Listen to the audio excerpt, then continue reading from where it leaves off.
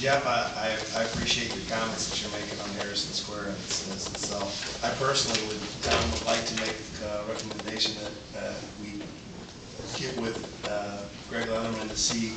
It's been a month since the hotel people were here, and I know they had something in the newspaper last Friday, I believe, about the possibility of the construction of the hotel. Maybe we could find out something of that nature, and then maybe even get with Hardball again and find out from that aspect of what's going on with that. So I think we're all together on that aspect of it. We do want it to succeed.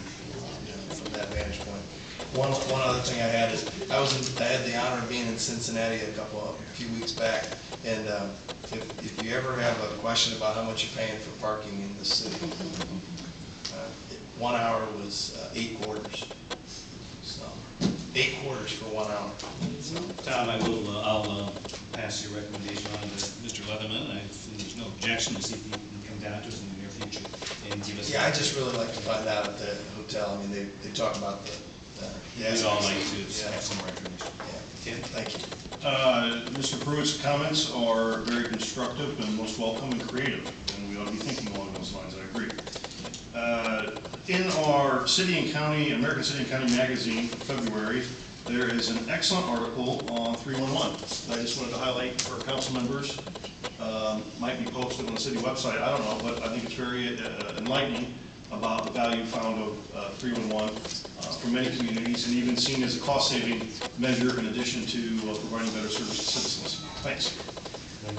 Just real quick, back when America was established, people congregated in cities, and then there was that call, go west, young man, go west.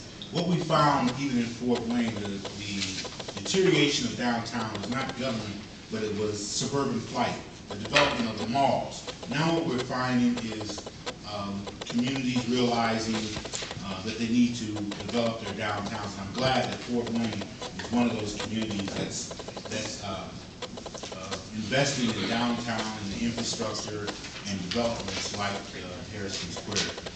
The second thing is I was really glad that, as I said earlier, that John Urbans kind of set the macro picture as relates specifically to development and strategies that need to be put in place. And as I alluded to earlier, in retrospect, we can now look at the Southeast development strategy and what happened with Southtown development, which was a deteriorating, blighted area, and what we have now, particularly in view of the fact that jobs are at such a premium as they are today. Over 400 individuals are working in that given area. And recently, as of March the 5th, I think it was the mayor had this Southeast strategy team of the administration there to talk to the citizens, and I think that we need to continue that. Therefore, on March the 21st, when I hold the State of the 6th District at Links Wonderland, there's 3 primary issues I really want to put on the agenda. One, of course, is the Renaissance development in its entirety, not just the housing, but also the YMCA development and the commercial development that we're trying to establish there.